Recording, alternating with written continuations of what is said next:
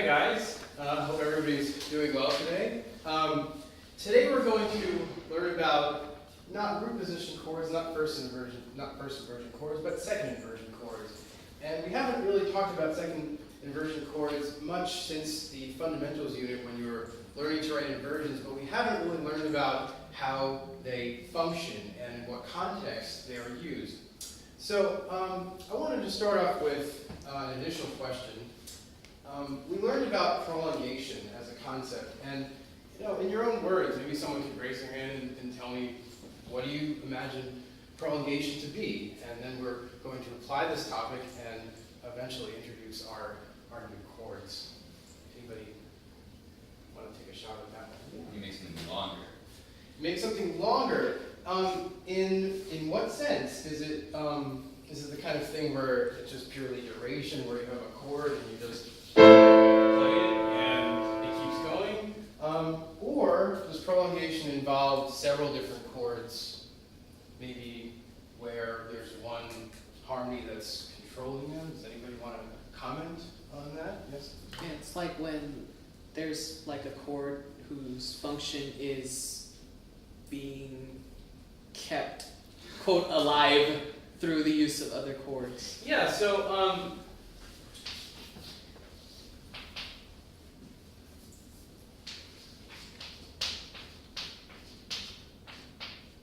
let's suppose we're in A minor, and we had a one chord, and let's say that we wanted to employ a specific kind of prolongation called a voice exchange.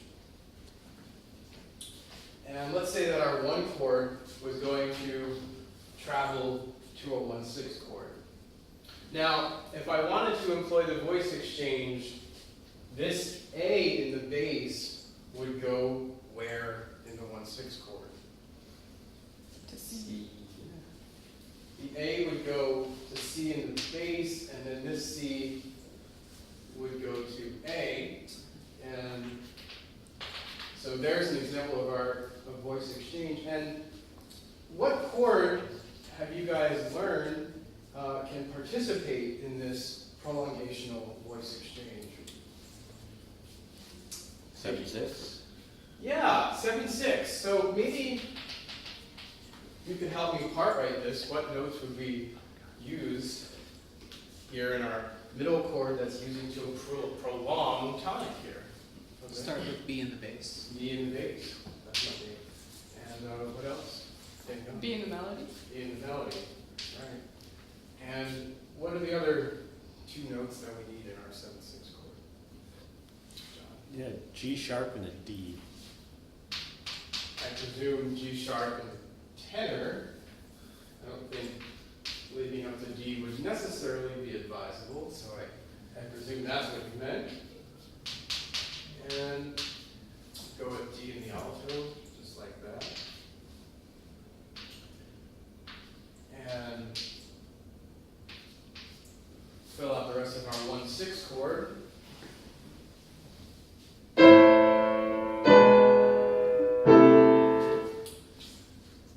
So this is a really classic example of the prolongation of a tonic chord. Now, we see that the 7/6 is used as a vehicle to keep tonic going. Now, is it possible to change a single note in the 7/6 chord to also function as a prolongational chord, but might actually carry a different Roman numeral? And that's really the essence of what we're going to be achieving today. First, what I want to do is have us sing the alto voice of what we have written on the board right here.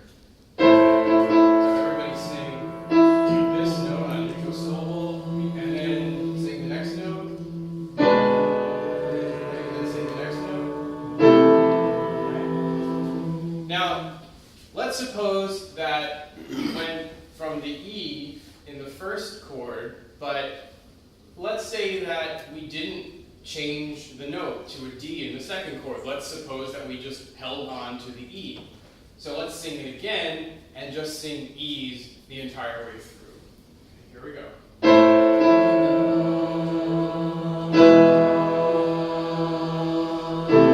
Just like that. Now, let's see what is the actual result of having done this.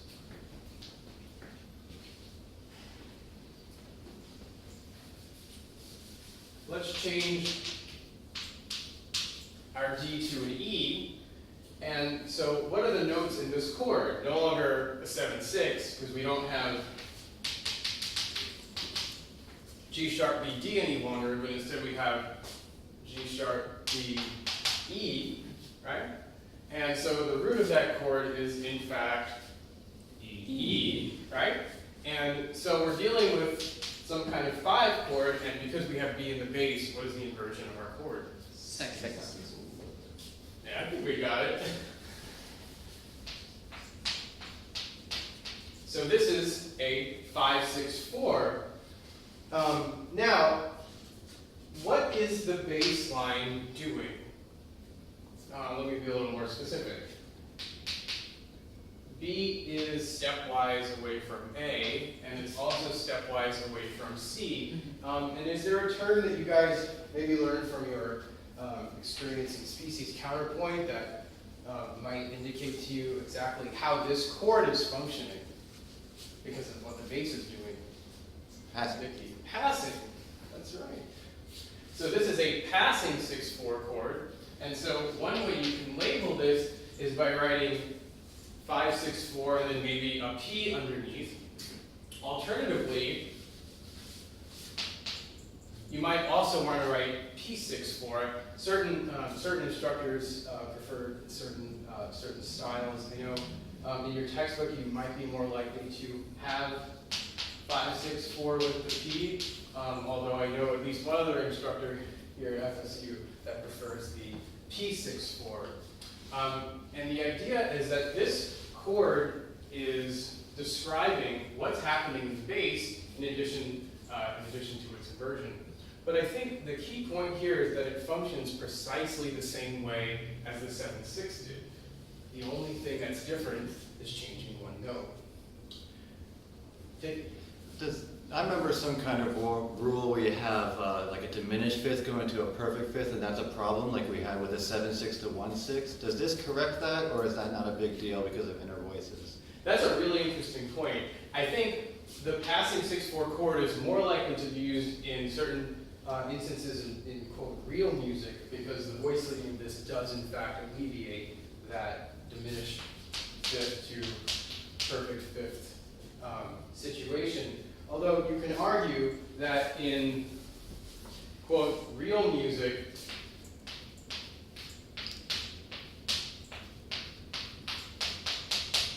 it's possible that we might employ keyboard style, in which case the voices wouldn't necessarily be open space, but rather more closed packed like that. But yes, you make a really great point in the sense that the passing 6/4 chord is a slightly preferred voice leading to the 7/6. It's really an excellent point. Another question for you guys. What part of the phrase, in the phrase model, which I know you recently were introduced to, would this 1 P6/4 1/6? Let's suppose that the phrase started with tonic. Is this still very much in tonic zone? Yeah. I would say so.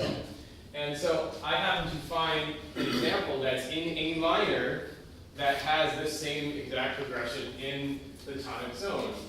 And so let me create some magic with the projector there. This is the trio from the scherzo of Beethoven, Opus 2, number 3. I'll play it for you.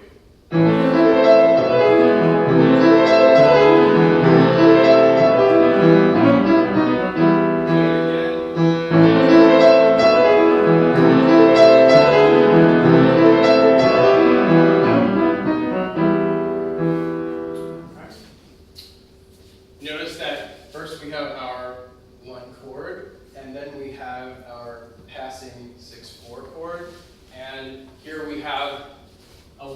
this chord. Did you guys notice any other 6/4 chords in this example that you might have spotted just orally, or maybe you didn't? It's a little bit of a later topic, Jose. Did you Probably spot it? kind of at the end of the phrase. Okay. Maybe you could point me to a bar. 5, 6, 7. 1, 2, 3, 4, 5, 6, 7. There is a 6/4 chord in this bar, but it's actually not a passing 6/4 chord. Oh, sorry. Yeah, so a passing 6/4 chord, is there one that exists in this example other than in bar 2? Measure 6. I think it passes back down from C down to. It does in fact do that. It's a little bit hard to see because it's split up. But that 6/4 chord also is a passing 6/4 chord. I'm going to tell you right now that it isn't actually in the tonic part of the phrase. It's actually in the predominant part of the phrase, and that would actually require a little bit of a modulation, which we haven't been quite introduced to yet. But let's say we wanted to model a passing 6/4 chord that isn't actually functioning as a tonic prolongation.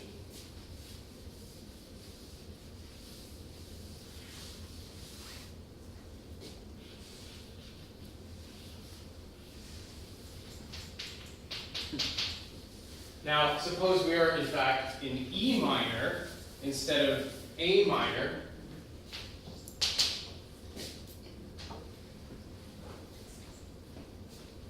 So before we had,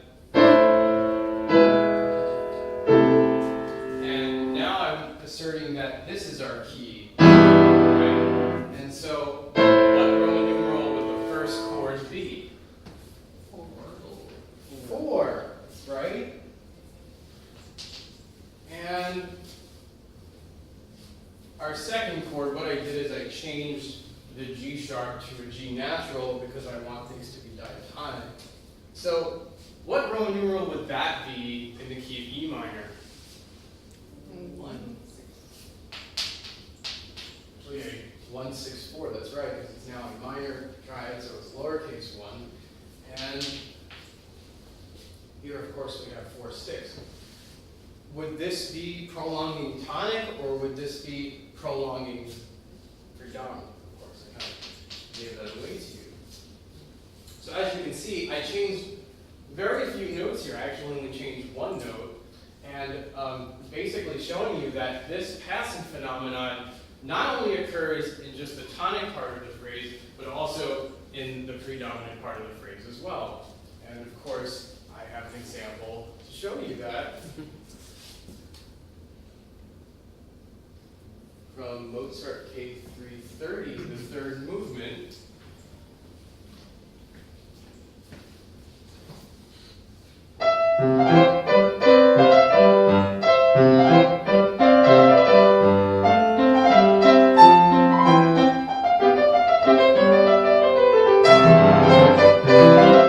So on and so forth. A lot of straightforward harmonies in the first couple of bars, 1s and 5s.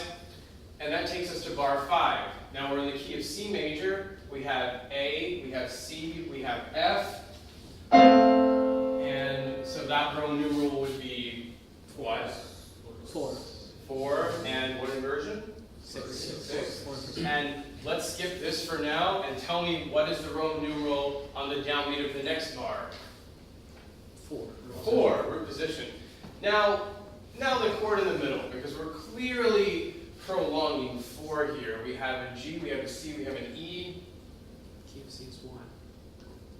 Yeah, it's some kind of 1. Is it, what inversion do we have Second here? inversion. Yeah, 6/4. 6/4. So this is, of course, an example of a passing 6/4 chord. That's right. So as we see here that this type of chord can be used in many different parts of the phrase, and of course it's important that the bass is always moving stepwise. John, you have a question? So it goes 4 to 1/6/4. Is that kind of like a plagal cadence? That's a really interesting question.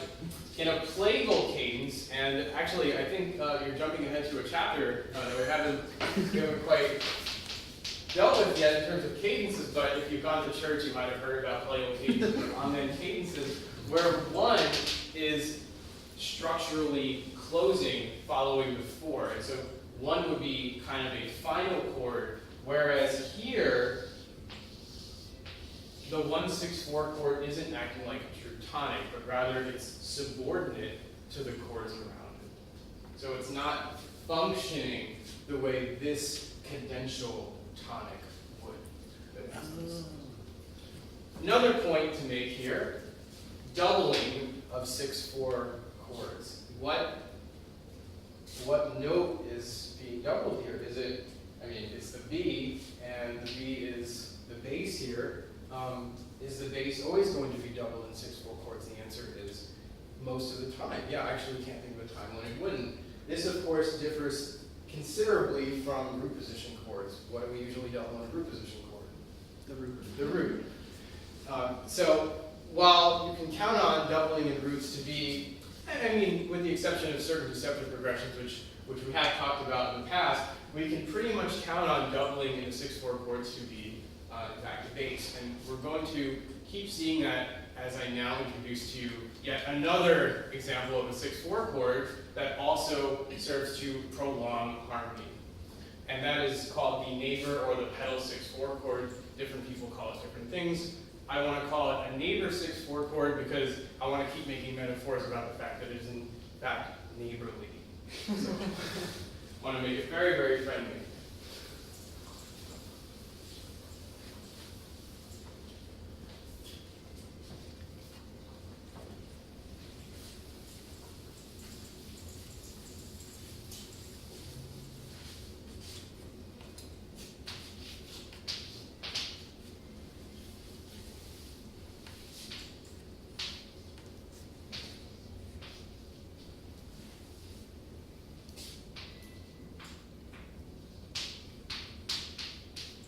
Let's suppose we're in the key of B flat major,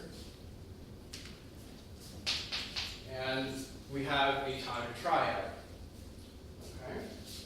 Now, suppose our scale degree 3 and our scale degree 5 decided to go on a little bit of a roller coaster ride, very briefly, and then come back down. And I want you guys to sing this with me. After you take this note, after you take this note, okay? Now, go on the step when I tell you.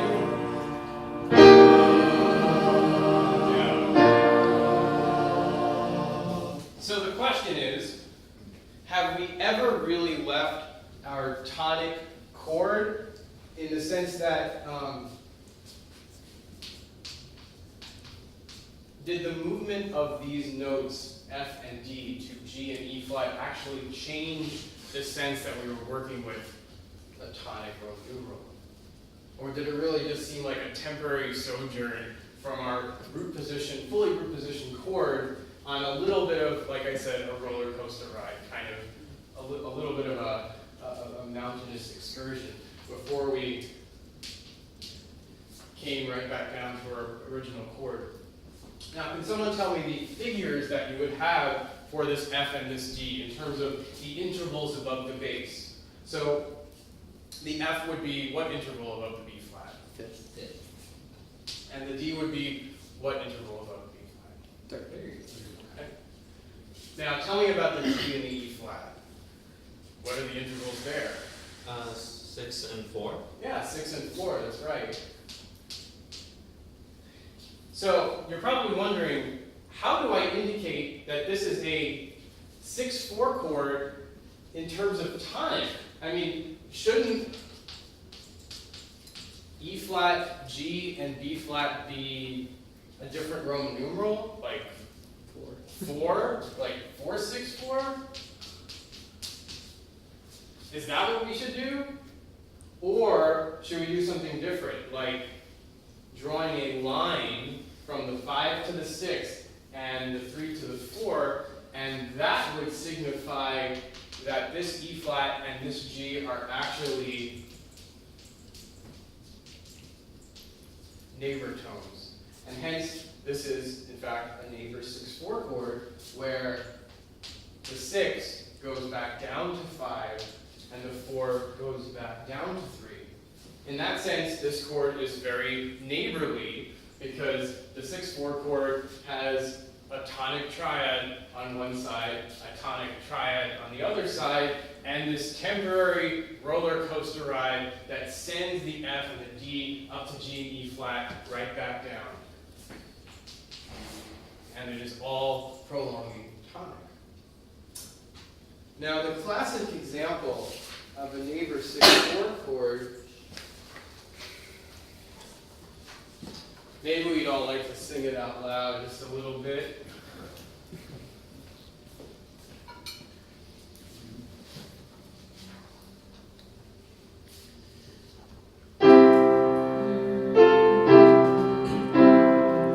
Sing the words if you want.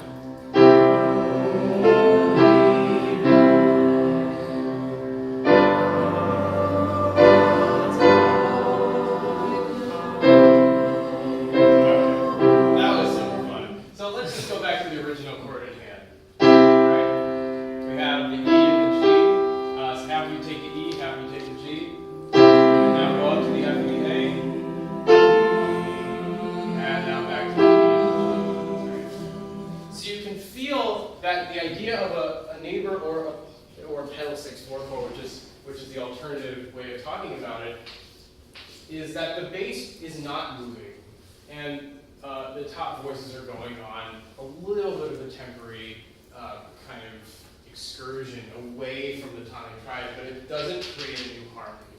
It's really just counterpoint that sends these notes up to neighbor notes and then back down.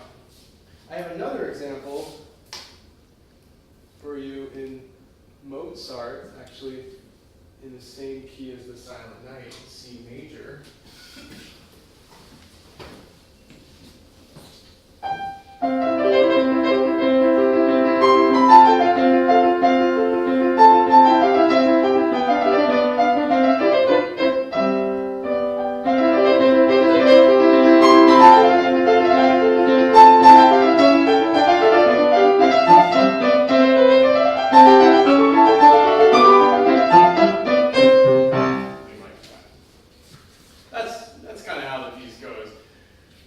So we have 2 bars of our regular tonic triad, and then C, F, and A, our neighbor chord. So picture that, but in the key of C, and then it goes right back down to C, E, G. So this is actually the very same thing we just saw in the Silent Night, and as you can see, it is occurring in the tonic part of the phrase. So any questions about this idea of a neighbor chord that is in fact bounded on both sides by a neighbor position? Yeah. Are we always going to find the neighbor 6/4 in the tonic part of the phrase, or is there anywhere else that would? That's a really, really good question. I'd say statistically, you're much more likely to find this in the tonic part of the phrase.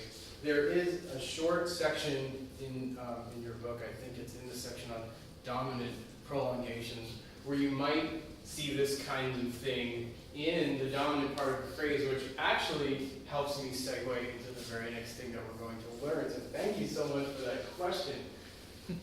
Let's suppose that instead of this being B flat major, it was actually in E flat major. So we're going to make that an A flat. We're going to make that an A flat. I'm not going to change any of the notes. Do I have to change this? Mm-hmm. Yeah. And instead of T, this is going to be D. That's right. So this would be a hypothetical example of a neighbor 6/4 chord in the dominant part of the phrase. The question is, are we likely to get something that is exactly like this, or are we more likely to have something that's a little bit less neighborly? Or maybe we're actually in a cul-de-sac, and it's in Evan Jones's cul-de-sac, and there's actually only 2 houses, and so every house actually only has one other neighbor. And so what I'm going to do is eliminate this guy, and I'm going to say that we only position triad on the right, and our upper neighbors on the left. So it's just a pair of chords. First, I should erase this. And that sounds, of course, a little bit like this. So let's actually sing the difference between what we had before and this. So this is what we had before, E and F, now go up to E flat and G, and now back to E and F. Okay? Now let's strip away the first chord and we'll just jump right into the E flat and the G. And back down to the D and F. Now, remember that we're now in the key of E flat major. So if this is dominant, and this is scale degree 2, and this is scale degree 5. Okay. Now, let's sing those two chords, and then afterwards,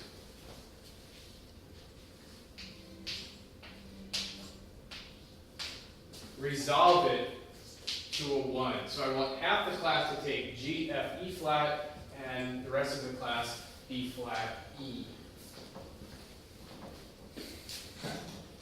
And half the class take this note, half the class take this note. Now continue. And now cadence.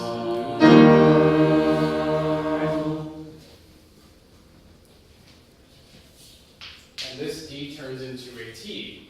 Does anybody want to venture a guess what this specific kind of neighboring 6/4 chord is called? Given that it occurs at a cadence. Cadential 6/4? Cadential 6/4. That's right. A cadential 6/4 chord is a special type of neighbor chord that occurs on the dominant part of the phrase and immediately goes to the tonic part of the phrase. Our two neighbors resolve immediately down by step, and our bass note is held just the way it was before. I accidentally erased the tenor in there. The tenor also gets held over for the entirety of the chord. Now, metrically, do you think we're more likely to get this kind of cadential 6/4 chord on a weak beat or a strong beat? And I'm going to give this away in just a second, but maybe this is something that you've experienced before. Does anybody have any thoughts about where they think this chord might land metrically? Maybe you don't know. Well, based on the other ones that we've seen, I would guess it would be on a weak beat. It would be on a weak beat, yeah. Everything else that we've seen. Right. In terms of the Silent Night,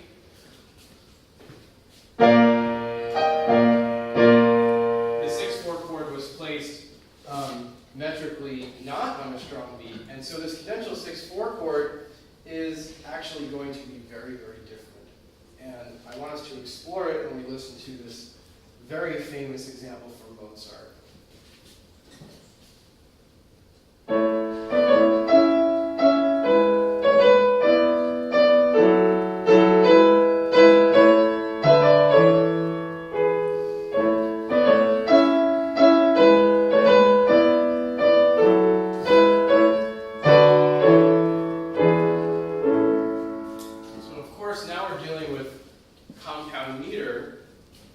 Can someone tell me where they hear the first cadential 6/4 chord? Well, judging by what you said, by the bass doesn't change, but the upper voices do. I'm seeing that in measure 4. You're seeing that in measure 4. So in fact, in measure 4, we have a cadential 6/4 chord. How do we know it's a cadential 6/4 chord? Well, number 1, it occurs at a cadence, which I know we haven't spent that much time on cadences, but clearly we're at the end of a phrase here before another phrase starts up. So that's certainly one cue that we're dealing with here.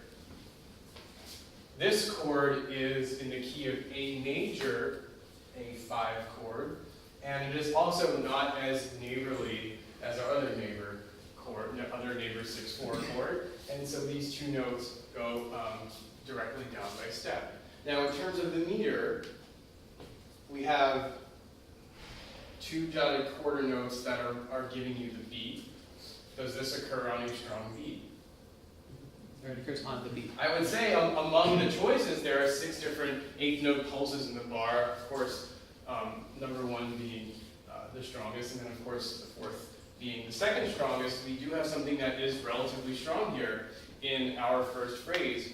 Now, a really interesting phenomenon, in our second phrase, we have very similar material, but our cadential 6/4 chord, which you might have guessed occurs here, is moved up metrically. So I'm going to play it one more time, and I want you to hear how the material in the first line is actually accelerated so that this cadential 6/4 chord gets maximum emphasis metrically.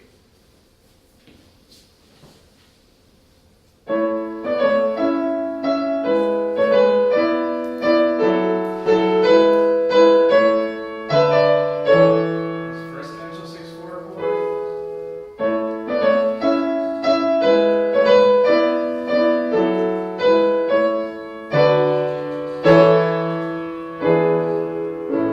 And this 6/4 chord is in the most, sort of the most metrically strong position. And part of the reason why this really works out is because these 2 notes here that are moving down are in fact being treated as dissonances, right?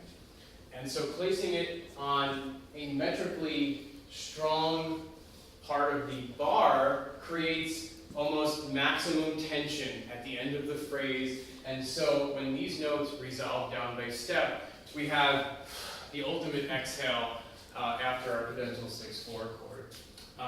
And you'll see that over and over again in other examples. And for the sake of time, I do kind of have to stop here. But for your homework, you're going to be hard writing a lot of these neighbor and passing 6/4 chords.